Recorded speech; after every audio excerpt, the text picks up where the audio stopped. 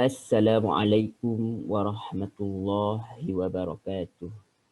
Alhamdulillahi rabbil alamin. Wassalatu wassalamu ala ashrafil anbiya wal mursalin wa ala alihi wa sahbihi ajma'in. Qala Allah Ta'ala ba'da a'udzu billahi minasyaitonir rajim. Ya ayyuhalladzina amanu taqullaha haqqa tuqatih wa la tamutunna illa wa antum muslimun. Rabbi shrah li sadri wa yassir li amri wahlul 'uqdatam min lisani yafqahu qawli. Amma ba'd.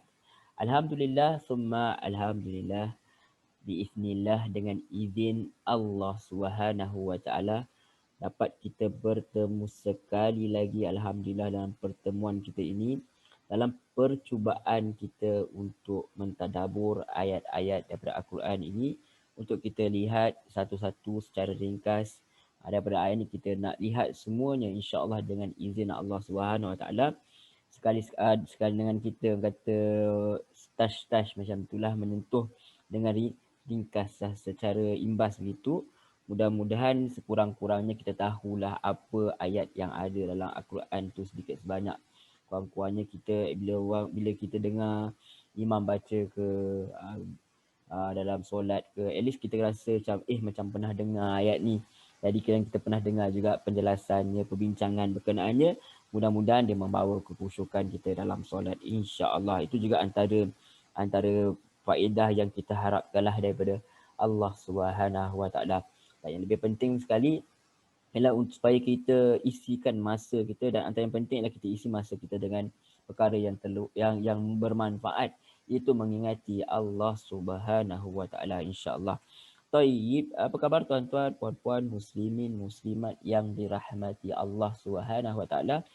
Semoga tuan-tuan, puan-puan, muslimin, muslimat semuanya berada dalam keadaan yang sihat, sejahtera, sihat walafiat, memulakan hari dengan penuh keceriaan, insya-Allah. Mudah-mudahan Allah mempermudahkan segala urusan kita untuk mencapai kebaikan, kebahagiaan di dunia dan di akhirat, insya-Allah. Baik, tanpa membuang masa, insya-Allah kita terus sahaja kepada ayat yang seterusnya, iaitu ayat yang ke-40. Setelah Allah Subhanahu Wa Taala menceritakan berkenaan dengan ciri-ciri orang yang bertakwa, dan Allah menceritakan berkenaan dengan ciri orang-orang kafir. Kemudian Allah menceritakan berkenaan dengan orang kafir juga, tetapi dia upgrade sikit orang kafir ni, orang kafir yang menzahirkan keimanan dia tetapi menyembunyikan kesesatan dia. Menyembunyikan kekafirannya. Dia orang kafir sebenarnya tapi dia menzahirkan iman, maka Allah panggil mereka ini ulangan munafikin. Ulangan orang munafik, di mana mereka ini ditimpa penyakit nifak, iaitu mereka itu menzahirkan keimanan tetapi menyembunyikan kesesatannya, menyembunyikan kekafirannya. Jadi setelah itu kita sampai pula kepada kisah Nabi Adam alaihissalam, di mana beliau dilantik. Allah mengumumkan kepada para malaikat untuk melantik khalifah di muka bumi ini, iaitu Adam alaihissalam. Dan Adam alaihissalam diuji dengan bisikan daripada iblis, daripada syaitan itu, dan dia tergelincir dengan izin Allah Subhanahu Taala. Maka berlakulah apa yang telah berlaku. Maka dia dan isterinya telah diturunkan ke muka bumi Allah ini dengan cara dia itu digelincirkan oleh iblis, oleh syaitan.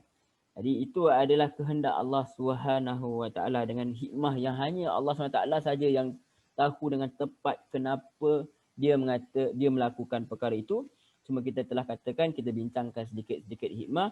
Itu cuma andaian-andaian kita sahaja, kerana yang lebih mengetahui itu hanyalah Allah Subhanahu Wa Taala.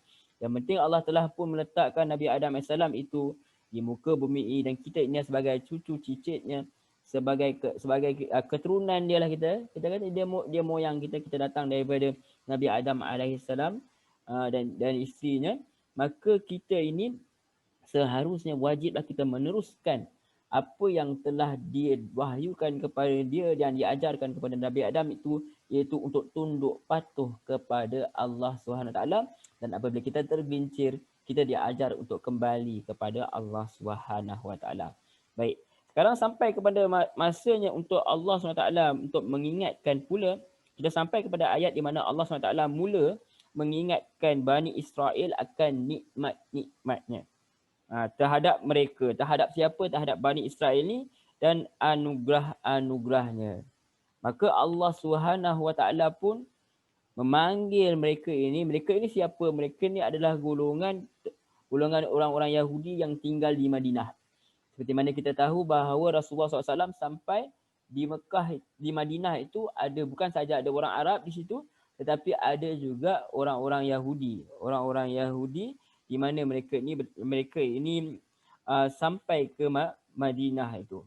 Panjanglah kisahnya bagaimana mereka sampai di situ. Kalau itu tuan-tuan boleh rujuk dalam sirah lah.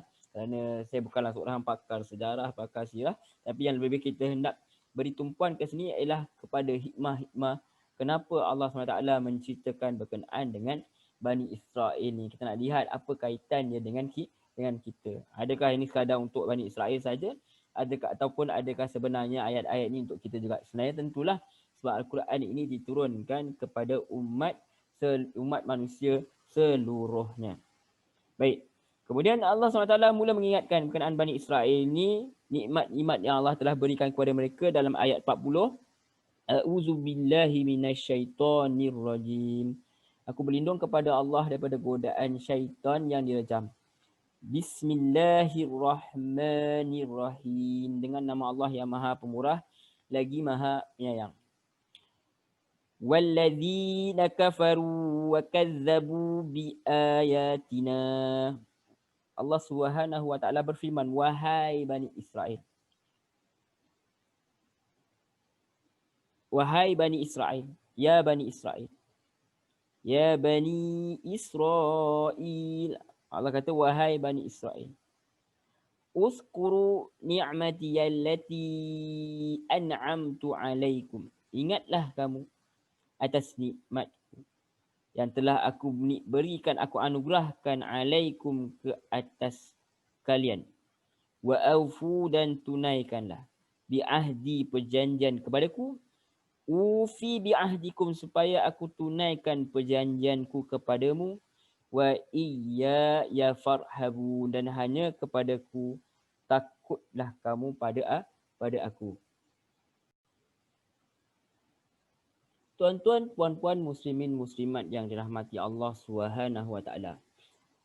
Apabila kita melihat rujuk kepada tafsir pimpinan Ar-Rahman karangan Syekh Basmaih, di mana apabila dia menjelaskan berkenaan ayat 40 ini, siapakah yang digelar, siapakah sebenarnya Israel ini?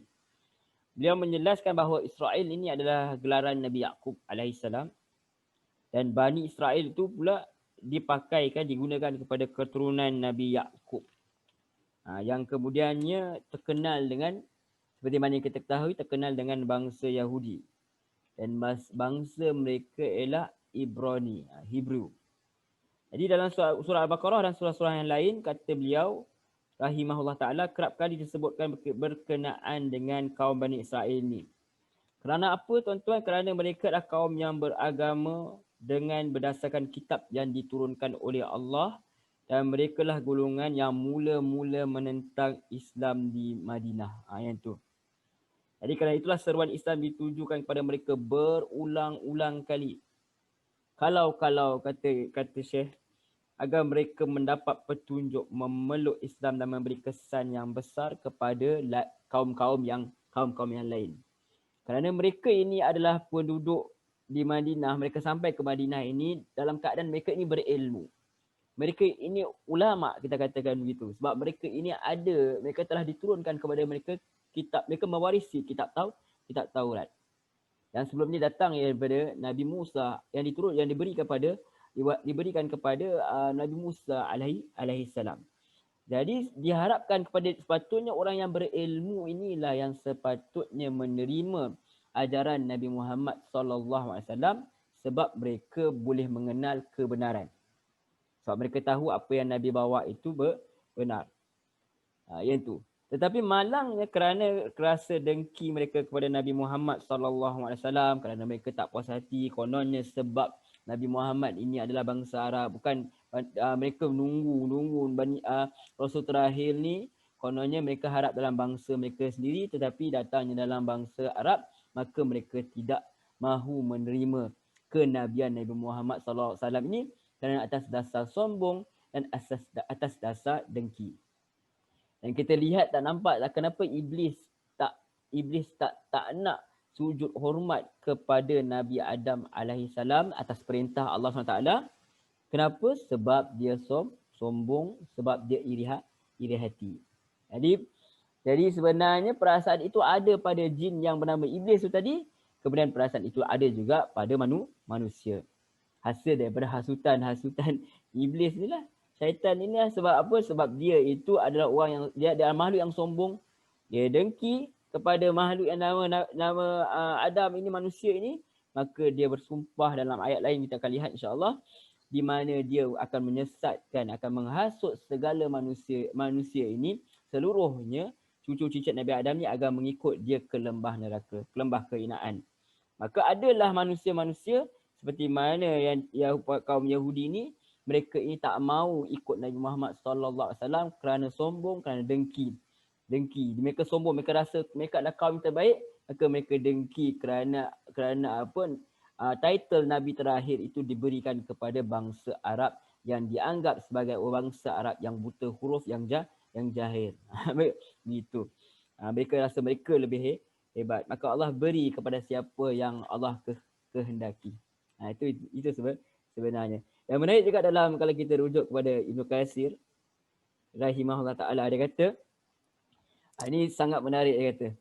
Jadi Bani Israel ni, Allah SWT berfirman, Allah SWT sebenarnya menyeru Bani Israel ni untuk masuk agama Islam, mengikuti Nabi Muhammad SAW. Dan dia seolah-olah apa tuan-tuan, kalau kita lihat, sebenarnya Allah sedang memujuk. Sebab Allah tak panggil mereka dengan Yahudi. Allah panggil mereka dengan apa? Dengan perkataan yang sangat lembut. Allah sebut nama bapa mereka, moyang mereka. Allah sebut dengan apa? Israel. Itu Nabi Yaqub. Maksud di sini seolah-olah nak kata, wahai hamba-hamba yang soleh, yang taat kepada Allah, jadilah kalian seperti ayah kalian Yaqub dalam mengikuti kebenaran. Ini ada dalam Ibnu Katsir. Tafsir Al-Quran Al-Azim karangan Ibnu Katsir rahimahullah ta'ala. Perkara itu seolah-olah mengatakan, wahai anak yang mulia, buatlah seperti ini. Wahai orang yang berani, jadilah seorang pahlawan, kalahkanlah pahlawan itu, misalnya begitu. Atau juga wahai orang alim, tuntutlah ilmu. Semua itu kalau kita lihat adalah pujukan daripada Allah Subhanahu wa ta'ala.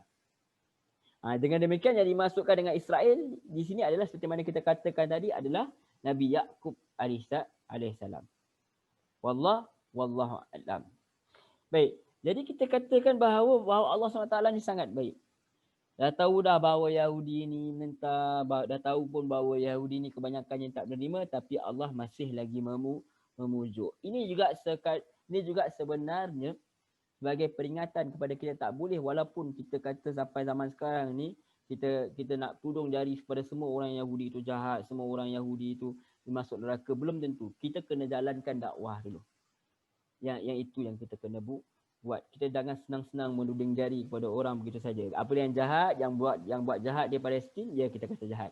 Siapa sahaja pun, sama ada Yahudi atau orang Islam sendiri, apabila dia buat kejahatan, dia kena dihukum, dibawa ke muka pengadilan, bukan sebab bangsa dia. Bukan sebab bangsa dia, tetapi sebab apa? Sebab perlakuan yang dia lakukan. Itu sebenarnya yang diajar sini. Allah masih memujuk. Dan masih lagi ayat Quran ini tidak dimansuhkan, tidak nasahkan, masih lagi ayat tu ada di sini. Tidak dibatalkan. Dia suka tak suka, Allah memujuk. Sepatutnya kita memujuk betul. Nanti ada pun Allah mencela apa semua. Tetapi bukanlah semestinya kita mencontohi perkara itu tanpa kita mencontohi perkara yang pertama, iaitu Allah memujuk terlebih dahulu. Adakah kamu terima semua? Kenapa kamu terima sebahagian daripada kitab dan kamu ambil sedikit-sedikit dan kamu tolak yang lain? Adakah kita nak jadi seperti itu? Kata kita samalah seperti orang Yahudi itu sendiri, ambil sedikit mana yang sesuai dengan diri sendiri, tinggal yang mana tak sesuai dengan syahwat. Itu sebenarnya teguran yang hendak Allah sebenarnya kalau bagi saya kalau kita baca lagi tadabbur, ini boleh menjadi sebagai teguran kepada kita. Jadi sini Allah memujuk. Allah memujuk wahai Bani Israel. Ya Bani Israel. Ya Bani Israel. Apa Allah pujuk? Ya Bani Israel. Maaf. Uskuru, ingatlah. Nikmatku.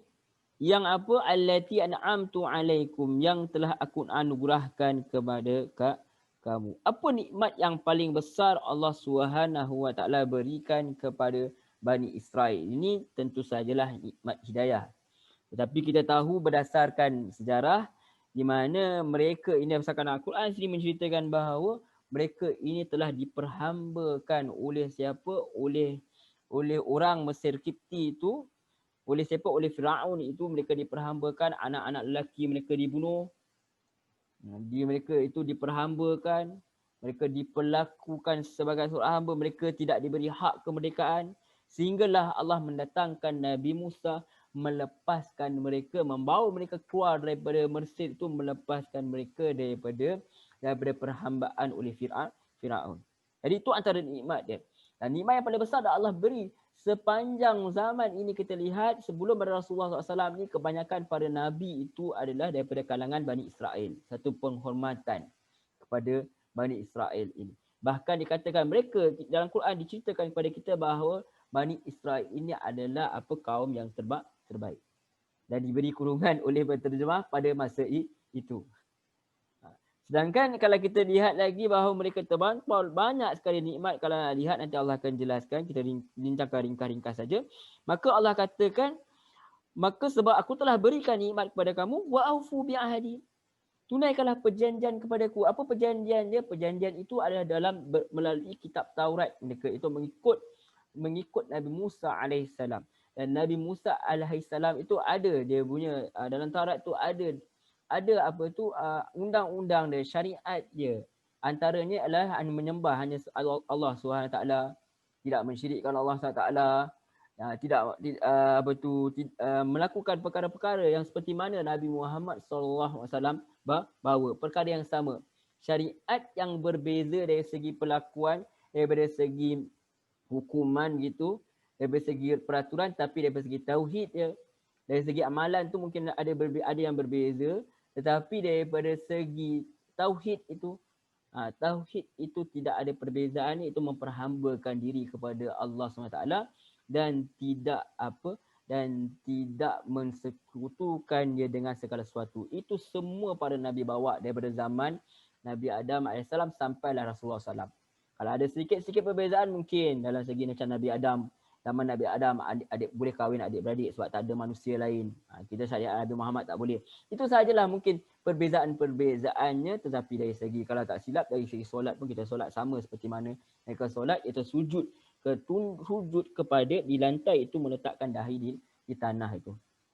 Jadi Allah kata sini, sempurnakan, tunaikan perjanjian kepadaku, itu untuk mengikut petunjuk Musa AS dalam Taurat itu, dan antara petunjuknya adalah untuk mengikut Nabi akhir zaman. Itu ada itu dinyatakan oleh Nabi Isa AS dalam Injil, ada dalam Injil lah, wallahu alam.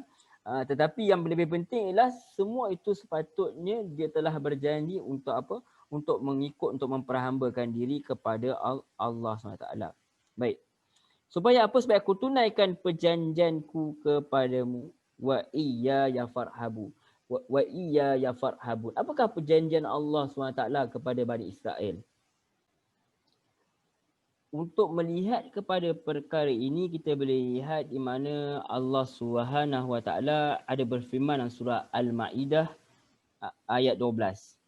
وَلَقَدْ أَخَذَ اللَّهُ مِيثَاقَ بَنِي إِسْرَائِيلَ وَبَعَثْنَا مِنْهُمُ 12 نَقِيبًا وَقَالَ اللَّهُ إِنِّي مَعَكُمْ لَئِنْ أَقَمْتُمُ الصَّلَاةَ وَآتَيْتُمُ الزَّكَاةَ وَآمَنْتُمْ بِرُسُلِي وَعَزَّرْتُمُوهُمْ وَأَقْرَضْتُمُ اللَّهَ قَرْضًا حَسَنًا wa aqradtumullaha qardan hasanan la ukaffiranna ankum sayyi'atikum wa la udkhilannakum jannatin tajri min tahtihal anhar faman kafara ba'da dzalika minkum faqad dhalla sawa'as sabil. Allah Subhanahu wa taala berfirman dalam surah Al-Maidah ayat 12. Sungguh Allah telah mengambil perjanjian daripada Bani Israel dan telah kami angkat di antara mereka 12 orang pemimpin. Dan Allah berfirman, sungguhnya aku berserta kamu, sungguhnya jika kamu mendirikan solat, menunaikan zakat, serta beriman kepada Rasul-Rasulku, dan kamu bantu mereka dan kamu pinjamkan kepada Allah pinjaman yang baik, sesungguhnya aku akan menghapuskan dosa-dosamu. Itu perjanjian Allah dengan Bani Israel. Kalau kalian tunaikan perjanjian kalian untuk mengikut apa? Nabi-Nabi. Sini kata, sehingga aku berserta kamu jika kamu dirikan solat, sembah Allah SWT.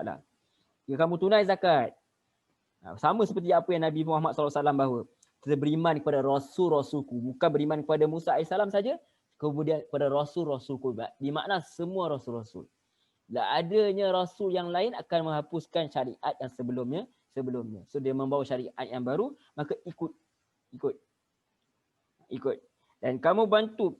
Dan kalau kamu buat, dan juga apa, kamu bantu mereka, kamu bantu pada Rasul ni dan kamu pinjam pada Allah pinjaman yang baik, berinfak, sesungguhnya aku akan hapus dosa-dosamu. Itu perjanjian Allah. Allah apa? Allah akan hapuskan segala dosa-dosa Bani Israel ini. Dan sesungguhnya kamu akan dimasukkan dalam syurga yang mengalirnya di dalamnya sungai-sungai.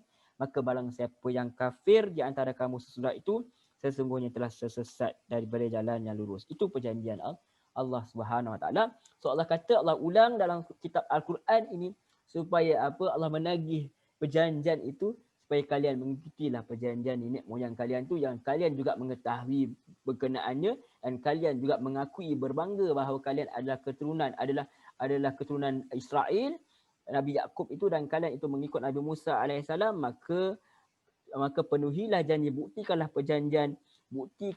perjanjian kalian itu, perasaan bangga kalian itu dengan Nabi Yaqub itu dengan apa? Dengan mengikuti Islam itu sendiri yang dibawa oleh Rasulullah SAW, sama sahaja sebenarnya dari segi tauhidnya, iaitu dengan ajaran para rasul-rasul yang terdahulu, termasuk rasul-rasul Bani Israel, dalam kalangan Bani Israel. Wallahu a'lam. Itu. Baik, teruskan. Apa kata Allah kalau kamu tunaikan, dan kata Allah lagi, wa iyya ya farhabun, dan hanya kepadakulah takutlah kamu pada aku. Itu kata Allah Subhanahu Wa Taala. Yang ini takut kepada apa? Supaya takut kepada pembalasan Allah SWT, hasil daripada kekafiran, dan takut juga sebenarnya boleh mendorong manusia untuk mentaati perintahnya dan menjauhi larangannya. Itu antaranya kita bincangkan secara ringkas-ringkas. Cuma ada dalam hadis, kalau tak silap, dia punya mafhum, maksud daripada hadis tu, kalau untuk Bani Israel ini, untuk ahli kitab ini, kalau mereka menerima Islam, maka bagi mereka adalah dua pahala. So ada kelebihan buat mereka. Itu kelebihan pahala mengikuti nabi-nabi mereka seperti Musa semua tu yang daripada kalangan Bani Israel, dan pahala mengikuti Rasulullah sallallahu alaihi wasallam, satu tawaran yang sebenarnya mereka tak rugi apa-apa pun. Mereka bukan menjadi rendah dengan mengikut Nabi Muhammad SAW, bahkan mereka mendapat title yang baru, mereka menjadi sahabat. Radhiyallahu anhum wa radu'an. Masya Allah. Bukankah itu bukan sesuatu yang merugikan? Tetapi kenapa mereka tak terima? Kerana mereka tak mau tunduk, terpaksa ikut orang Arab yang bagi mereka lebih rendah mutunya, lebih rendah martabatnya daripada bangsa mereka. Itulah masalahnya pada iblis, kerana dia rasa kejadiannya baik, maka dia tak nak terima, tak nak tunduk sujud hormat kepada Nabi Adam AS ini. Sedangkan kalau dia buat, dia akan dapat pahala, dia dapat ganjaran daripada Allah SWT. Tapi dia tak nak buat sebab apa? Sebab dia sombong, dia dengki. Itu juga berlaku kepada Bani Israel, kepada orang Yahudi ini. Ada yang beriman tapi sedikit sahaja dekat Allah SWT yang beriman kepada Rasulullah SAW. Wallahu a'lam. Kita teruskan ayat 41. wa aminu bima anzaltu musaddiqan lima ma'akum wa la takunu awwala kafirin bih wa la tashtaru bi ayati thamanan qalila wa iyaya fattakun. Kemudian Allah melanjutkan firman dia. Kita katakan Allah melanjutkan firman dia, Allah memujuk, terus memujuk Bani Israel ini. Wa aminu bima anzaltu, dan berimanlah kamu kepada apa yang anzaltu, kepada dengan apa yang telah aku turunkan. Musaddiqan lima ma'akum, yang membenarkan pada apa yang ada pada kamu. Yang mana Taurat. Di sini Allah suruh beriman dengan apa yang diturunkan kepada kamu, iaitu yang telah membenarkan apa yang ada pada kamu. So yang telah diturunkan membenarkan ini, yang membenarkan itu adalah Al-Quran. Al-Quran memperakui bahawa Musa AS itu adalah Nabi dari kalangan Bani Israel. Bahkan Nabi yang boleh berkata-kata direct dengan Allah SWT, seperti mana yang diceritakan dalam Al-Quran. Nabi antara Nabi Rasul Ulul Azmi. Nabi yang ada martabat tinggi. Nabi Rasul yang hebat. Gitu. Jadi Allah memperakui perkara tersebut. Quran memperakui perkara tersebut. Dan Quran juga memperakui bahawa Bani Israel adalah antara bangsa yang terbaik. Dan Allah akui perkara tersebut. Tapi kebaikan itu, terbaik itu bukan akan terus, kemuliaan itu bukan akan terus kekal, tetapi dia perlu dibuktikan dengan amal, dengan iman dan amal. Kan kita kata sebelum ni, kemuliaan manusia itu bukan kerana kejadiannya. Kemuliaan manusia itu apabila dia apabila dia mengikut perintah Allah SWT, apabila dia menjauhi segala larangan dia. Kalau dia tinggalkan perkara tersebut, maka dia akan jatuh ke dalam lembah kehinaan. Jadi tuan-tuan, puan-puan, muslimin, muslimat yang dirahmati Allah SWT, Allah memperkatakan bahawa Quran ini membenarkan apa yang ada pada kalian, yakni pada Bani Israel ni. Wala takunu awwala kafirin bih, maka janganlah kamu wahai Bani Israel, wahai orang-orang saleh, keturunan orang saleh, itu Nabi Yaqub alaihissalam. Wala takunu awwala kafirin bih, janganlah kamu menjadi orang yang pertama kafir, yakni ingkar dengannya, kepadanya. Maksudnya apa yang dibawa ini adalah datangnya daripada Allah SWT. Kalian ada ilmu tentang itu. Kalian bukan orang bodoh, kalian bukan orang jahil. Kalian adalah para ulama. Maka janganlah kalian janganlah kalian ingkar kepada Al-Quran yang dibawa oleh Nabi Muhammad SAW ini, walaupun berbeza bangsa. Janganlah kalian ini menjadi orang yang pertama mengkafir, sedangkan kalian ini termasuk dalam golongan orang-orang yang berilmu. Yang kita doakan, janganlah kerana ilmu kita jadi sombong sehingga kita tidak mahu mendengar pandangan orang lain. Kita takut kita jadi seperti golongan Yahudi ini. Mereka rasa mereka telah pandai, mereka rasa mereka telah tahu segala-galanya, menyebabkan dia tak nak belajar lagi. Dia tak sanggup merendah diri untuk menadah ilmu dengan orang yang dia rasakan lebih rendah daripada dia. Ini sebenarnya peringatan kepada kita. Orang Yahudi ini yang pada zaman ini pun dah tak ada dah. Orang Yahudi zaman ni lah kalau dia sudi mendengar. Tapi yang lebih penting ialah kita, orang yang mengaku beriman kepada kitab ini, daripada Alkitab itu, Al-Quran ini, maka kita lah yang wajib mengamalkan ayat ni. Kalau kita tak amal, macam mana kita nak ajak orang lain nak amal? Jadi macam mana kalau kita ini sombong, kita tak mau dengar pandangan lain, atau sekurang-kurangnya menghormati pandangan yang lain. Kalau berbeza, kita boleh berbeza, tapi kita berhujah dengan penuh harmoni. Jangan sampai terputus silaturahim kita sebagai umat Islam. Minta maaf, jangan sampai terputus silaturahim kalau dia kaum kerabat, dan jangan juga terputus ukhuwah itu. Jangan sampai terputus begitu. Kerana adanya perbezaan pandangan. So jadi begitu Allah nak ajar bahawa jangan, sepatutnya kalian ni orang berilmu tu sepatutnya boleh kenal mana yang benar, mana yang salah. So kalian boleh tahu bahawa apa yang Muhammad SAW tu bawa benar, sebab dia sama seperti mana ada apa yang ada basic dia, basic moral dia, basic kebaikan dia, keimanan tu, tauhid, semua itu ada dalam kitab Taurat yang ada pada kamu. So Allah kata wala tashtaru bi ayati thamanan qalila wa iyya fattaqun. Dan jangan kamu menjual belikan ayat-ayatku dengan harga yang sedikit yang murah, dan hanya kepadakulah bertakwalah kamu kepadaku. Jadi boleh kita lihat kepada penafsiran oleh Buya Hamka rahimahullah taala berkenaan dengan wala tashtaru bi ayati thamanan qalila. Jangan pula kamu menjual beli ayat-ayatku dengan harga sedikit. Wa iyya fattakun. Dan hanya kepadamu lah kamu bertakwa. Apa maksud harga jangan jual beli dengan harga yang sedikit ini?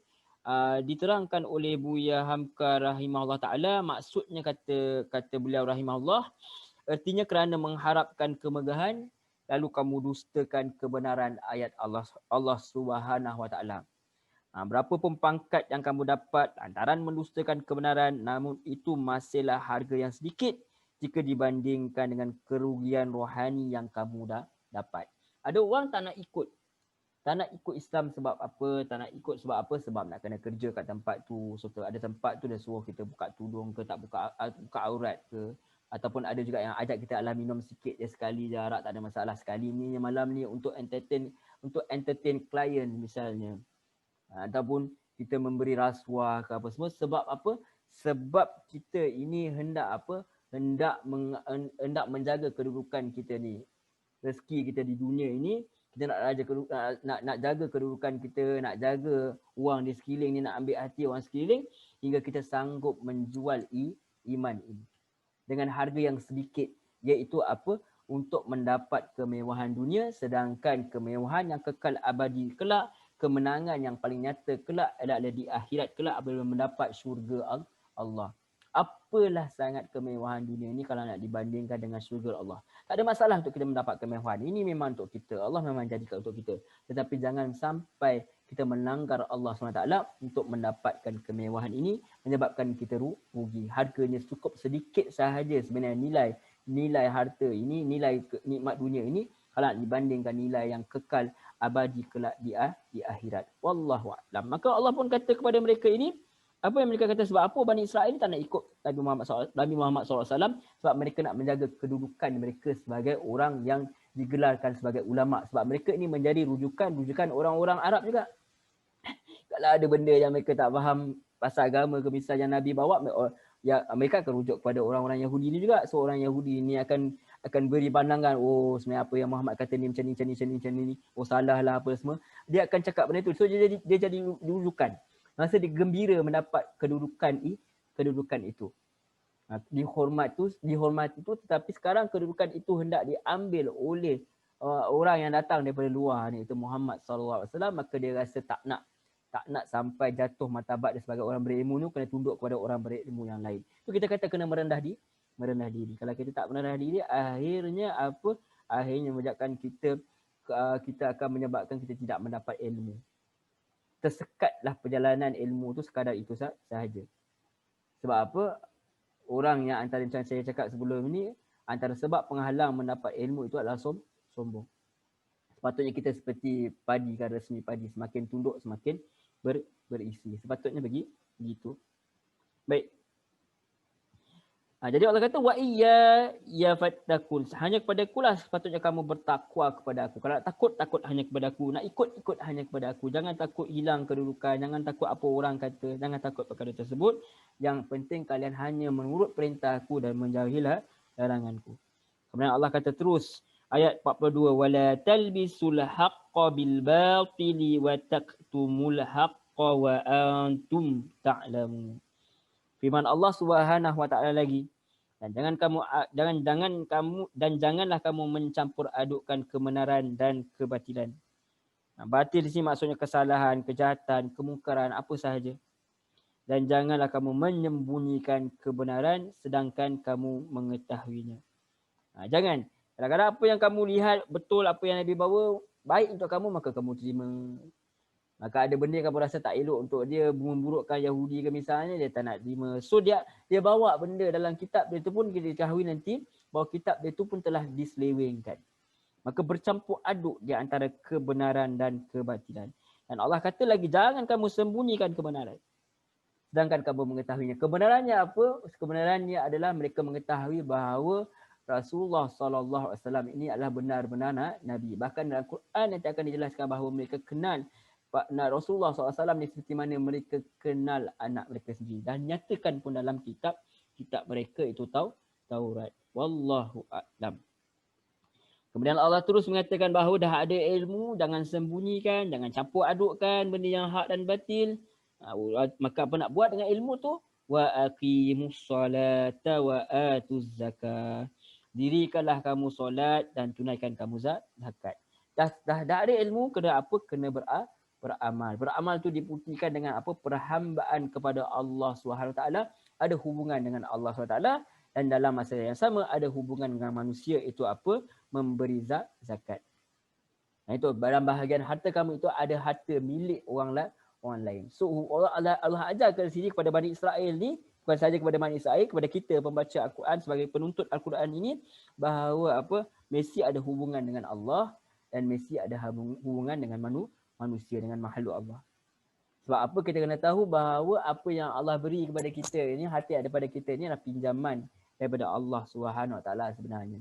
Untuk kita beri kepada diri kita, untuk kita belanjakan, dengan masa yang sama kita belanjakan kepada orang-orang yang berhak untuk diberi sekeliling kita. Kerana Allah kata warka'u ma'ar raki'in, dan rukuklah kamu bersama orang rukuk. Bukan Allah suruh kalian rukuk saja. Allah tahu kamu rukuk pun. Orang Yahudi solat pun. Solat mereka mirip pun kepada orang Islam itu. Ada beberapa perkara yang berbeza, tapi ada kemiripan. Jadi mereka rukuk. Jadi Allah suruh supaya mereka ini rukuk, bukan sekadar rukuk sahaja, rukuk bersama orang yang rukuk. Warka'u ma'ar raki'in. Solatlah bersama orang-orang solat, bermakna bersama dengan jemaah, iaitu Nabi Muhammad SAW. Masuklah dalam jemaah Islam ini, syariat yang terakhir ini, kerana dia adalah penutup kepada membenarkan apa yang ada sebelum kalian. Baik, kemudian kita teruskan ringkas-ringkas insya-Allah. Kita terus kepada ayat 44. Setelah Allah suruh supaya solat, tunaikan zakat, rukuk bersama-sama orang yang rukuk, setengah ulama mentafsirkan sebagai solat berjemaah, wallahu a'lam. Kemudian Allah katakan, atamuruna an-nasa bil birri wa tansawna anfusakum wa antum tatluna al-kitab afala ta'qilun. Sekarang dah bunyi setelah Allah memujuk itu, Allah keras sedikit, seolah apa nak bagi tersedar daripada tidur tu. Allah kata, atamuruna an-nas, adakah patut kamu suruh manusia bil birri, dengan kebaikan, wa tansawna anfusakum, dan kamu melupakan diri kamu sendiri, wa antum tatluna al-kitab, dan kalian ini membaca kitab Taurat, afala ta'qilun, maka tidakkah kamu memikirkannya? Jadi kita nak lihat apa maksud perkara ini. Bagaimana mereka ini sebenarnya, Allah katakan bagaimana mereka ini menyuruh manusia melakukan kebaikan, sedangkan mereka membiarkan diri mereka sendiri dalam kesesatan. Sebab seperti mana kita katakan sebelum ini, orang Yahudi ini menzahirkan diri mereka sebagai orang yang berilmu. So bila orang tanya kepada mereka soalan, mereka kata ini haram, yang ini halal, yang ini haram, ini halal. Mereka kata mereka bawa kitab. Seolah-olah mereka menyuruh manusia itu, mereka membuat suatu agama, mereka menyuruh manusia itu membuat kebaikan mengikut neraca mereka. Tetapi Allah kata, kenapa kalian menyuruh manusia melakukan perkara-perkara ini, sedangkan kalian mengabaikan diri kalian sendiri. Ini juga sebenarnya, teguran ini juga secara umum. Terutama saya sangat terkesanlah dengan ni. Kita duk cakap-cakap kebaikan, tapi Allah saja yang tahu adakah kita ni benar-benar orang yang baik, benar-benar yang begitu. Tetapi kita katakan begini, apa yang dimaksudkan dengan ayat ini bukanlah maksudnya kalau kita tergelincir ke apa, kita tak boleh kembali kepada Allah, kita tak boleh cakap langsung benda yang baik. Tetapi apa yang kita nak katakan di sini adalah sampai kita terus meninggalkan.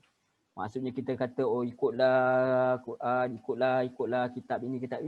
Tetapi at the same time, kita langsung tak percaya langsung kepada apa yang dibawa ini. Sekadar kita cakap ni hanya di mulut sahaja. Itu yang Allah peringatkan kepada kita, perintah ini sebenarnya juga umum kepada semua, bahawa janganlah sekadar kita ini bercakap-cakap sahaja, tetapi sekadar untuk mendapat followers lah kita kata, tapi at the same time kita meninggalkan apa yang Allah SWT ajar kepada kita. Wallahu a'lam. Kita terus sahaja. Kita ringkas. Okey. Kemudian Allah kata apa? Tidakkah kamu mengerti? So ini semuanya perintah ini walaupun untuk Bani Israel, tapi ada peringatan kepada kita. Jangan sekadar kita ini suka bagi tahu kat orang saja tentang kebaikan, tapi kita biarkan diri kita biarkan keluarga kita. Kadang-kadang kita pergi masjid ke apa, kita pergi kuliah ke, kita pergi seorang-seorang, tak ajak keluarga kita. Misalnya begitu. Kita mengabaikan diri kita juga. Kita kadang-kadang kita bawa kepada diri kita, tapi kita abaikan keluarga pula. Jadi dia kena balance. Mesti apa yang paling penting ialah kita memperingatkan diri kita, memperingatkan orang yang rapat dengan kita, dan memperingatkan orang-orang di sekeliling kita. Kita suruh orang dan juga kita suruh diri kita. Sebab tu khatib selalu kata kan, pesan kepada diri saya sendiri. Kita pesan kepada tuan-tuan, kepada diri saya sendiri, dan juga kepada diri saya sendiri, kepada jemaah dan diri sendiri. Begitu sepatutnya. Jadi Allah kata, setelah Allah mengatakan adakah kamu tak mengerti, Allah kemudian memberitahu. Allah dalam ayat ini Allah kata wasta'inu bis-sabri was-salah wa innaha lakabiratun illa 'alal khashi'in. Jadi Allah kata mintalah pertolongan. Dengan apa? Dengan sabar dan solat. Dan sesungguhnya solat itu sungguh berat, kecuali apa? Atas orang-orang yang khusyuk. Baik tuan-tuan, puan-puan, muslimin, muslimat yang rahmati Allah SWT. Kenapa orang tak nak terima kebenaran? Antaranya adalah sebab susah. Terpaksa ikut zaman moden kita ni pula apa, sebab nanti orang panggil kita kolot. Orang kata kita ketinggalan zaman. Jadi dan kita juga penuh dengan kesibukan. Maka Allah SWT tahu perkara ini. Contohnya Bani Israel juga. Misalnya Bani Israel ni tak nak, kalau dia ikut nanti jatuh dia punya martabat lah, jatuh apa semua, orang kata apa semua. Semua ini menimbulkan kerusingan lah juga. Dan kalau ikut agama juga, mungkin ada juga yang berfikir bahawa nanti tak cukup kaya lah apa semua. Sebab tak boleh ambil yang perkara yang haram semua. Terlampau rigid sangat sampai kita tak boleh nak pergi kepada, nak ban sikit ke apa semua. Maka menyebabkan kita jadi orang miskin. Jadi macam tu. Jadi Allah kata apa? Allah kata kat sini, jadikanlah sabar itu. Jadikanlah sabar itu sebagai apa? Mintalah pertolongan kepada Allah. Wasta'inu. Kamu mintalah pertolongan kepada Allah dengan sabar dan solat. Mintalah apa? Sebab apa? Kita kena minta pertolongan kepada Allah SWT untuk apa? Menyelesaikan segala urusan. Urusan mereka. Kata Allah, kalau Syekh Asadi dia jelaskan sini, Allah memerintahkan kepada mereka untuk meminta pertolongan segala urusan mereka dengan kesabaran dalam segala bentuk, iaitu sabar dalam ketaatan kepada Allah hingga dia mampu menunaikannya, sabar daripada kemaksiatan hingga dia menghindarinya, dan sabar dalam menghadapi takdir Allah yang menyakitkan agar dia tidak mengecamnya. Dengan kesabaran dan menahan diri terhadap segala yang diperintahkan oleh Allah untuk bersabar atasnya adalah sebuah pertolongan yang besar dalam setiap perkara daripada perkara yang ada. Dan barang siapa yang bersabar, kata Allah, nescaya Allah akan membuatnya menjadi sabar. Syekh Asadi menjelaskan sini, barang siapa yang sabar, nescaya Allah akan membuatnya menjadi sabar. Demikianlah juga solat yang merupakan timbangan dari keimanan dan dapat mencegah daripada perbuatan keji dan mungkar, dapat dijadikan penolong dalam segala kehidupan. Dan demikian itu solat itu kata Allah SWT. Demikian kata Syekh Asadi tadi. Kita ambil terus daripada kata-kata beliau bahawa kita kena mohon kepada Allah SWT ini dengan apa? Dengan sabar, dengan solat, dan juga dengan sabar. Mohonlah pertolongan dengan sabar dan juga dengan solat. Dan Allah jelaskan lagi bahawa sesungguhnya Allah sendiri tahu bahawa innaha lakabiratun illa 'alal khashi'in. Sungguh solat itu sungguh berat kecuali bagi orang-orang yang khusyuk. Jadi Allah tahu. Allah kata kalau kita nak minta pertolongan, sebab apa? Dalam kita mengikut agama ini tentu saja banyak cabaran-cabarannya, banyak mihnahnya dalam perjuangan ini untuk kita terus mempertahankan apa yang kita percaya, iman kita. Kalau kita tengok zaman kita ni lagi-lagi dah macam-macam perkara yang berlaku, maka Allah kata teruskan. Mohon pertolongan kepada Allah. Sebab ikut Islam ni bukan maksudnya kita akan popular ke apa. Sebab Islam tu datang dalam keadaan terasing, maka beruntunglah orang-orang yang terasing. So mungkin kalau dengan mengikut Islam ni, kalau zaman Nabi utamanya mengikut Islam ni boleh bukan sahaja boleh menyebabkan tidak popular, bahkan boleh menyebabkan kehilangan nyawa pun. Sebab akan laku peperangan lah apa semua. Jadi kita katakan begitu. Jadi di sini Allah kata pohonlah pertolongan kepada Allah dengan sabar. Juga dengan apa dan juga dengan mengerjakan solat. Kerana kekuatan itu kita katakan hanyalah datang daripada Allah SWT. Kita tak ada satu pun kekuatan melainkan kekuatan yang datang daripada Allah SWT. La haula wa la quwwata illa billah. Dan solat itu Allah tahu susah, berat. Nak lakukan pun, nak bangun subuh pun susah. Kita pun dalam keadaan penuh kesibukan ni pun susah. Kadang-kadang hujung-hujung waktu baru sempat solat. Macam-macam perkara kita nak fikir. Dengan masalah kewangan lah, apa lagi, anak-anak lagi, keluarga, apa macam-macam, semua kita fikirkan. Dan Allah tahu itu berat. Allah tu tahu itu perkara itu berat. Dan orang solat lagi macam-macam lagi benda fikir lagi. Tapi Allah kata kecuali benda ini berat kecuali bagi orang-orang yang khusyuk. Yang ini orang-orang yang benar-benar tunduk dan patuh kepada Allah Subhanahu wa ta'ala. Dalam solat dia cuba memberi tumpuan semata-mata hanya kepada Allah SWT dalam kehidupan dia. Dia membawa solat itu dalam kehidupan dia. Inna solati wa nusuki wa mahyaya wa mamati lillahi rabbil alamin. Dan itulah Allah tahu itu berat. Tetapi melainkan orang-orang yang mendirikan solat. Iaitu apa? Benar-benar menjadikan solat itu sebagai apa perhambaan dia kepada Allah SWT. Dan maka dengan itu Allah akan melindungi dia daripada segala kemungkaran apabila kita menjadi orang yang benar-benar ikhlas, khusyuk, tunduk dan patuh hanya kepada Allah SWT. Tetapi orang khusyuk ini dia tafsirkan terus oleh Allah SWT di sini. Dijelaskan Allah juga, allazina yazunnuna annahum mulaqu rabbihim wa annahum ilaihi rajiun. Iaitu orang-orang yang yakin bahawa mereka akan menemui Tuhannya dan bahawa mereka akan kembali kepadanya. Itu ciri-ciri orang khusyuk yang Allah sendiri jelaskan. Siapa orang yang khusyuk ni? Siapa yang akan mendapat khusyuk ni? Siapa yang akan dapat memperhambakan diri kepada Allah dengan sebenar-benar perhambaan?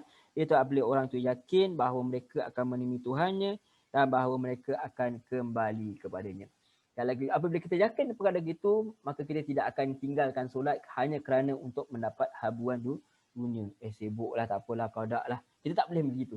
Mesti cari masa juga untuk melakukan solat, melainkan adanya emergency tertentulah, seperti seorang doktor yang perlu memerlukan pembedahan yang mengambil masa tempoh yang lama, maka dia ada ruzah dia ada keringanan yang diajar oleh para ulama, itu antara yang melakukan jamak untuk solat ke, itu perkara-perkara tersebut ada keringanannya, tapi nama untuk meninggalkan terus solat itu tidak boleh. Iaitu. Jadi Allah sendiri kata lagi kepada Bani Israel, Allah kata, ya Bani Israil azkuru ni'mati allati an'amtu alaikum wa anni faddaltukum 'alal 'alamin. Setelah Allah kata, siapakah ciri orang-orang khusyuk tu? Orang yang yakin bahawa akan bertemu dengan Tuhan mereka. Allah yakin mereka akan kembali kepada hari akhirat. Sebab orang yang yakin akan bertemu kepada Allah ni, dia tahu bahawa setiap apa yang dia buat itu ada pertanggungjawabannya. Maka Allah teruskan kepada Bani Israel. Allah kembali memujuk Bani Israel ini supaya kembali kepada ajaran yang sebenar, iaitu bahawa para Nabi ini semuanya memperhambakan diri kepada Allah SWT.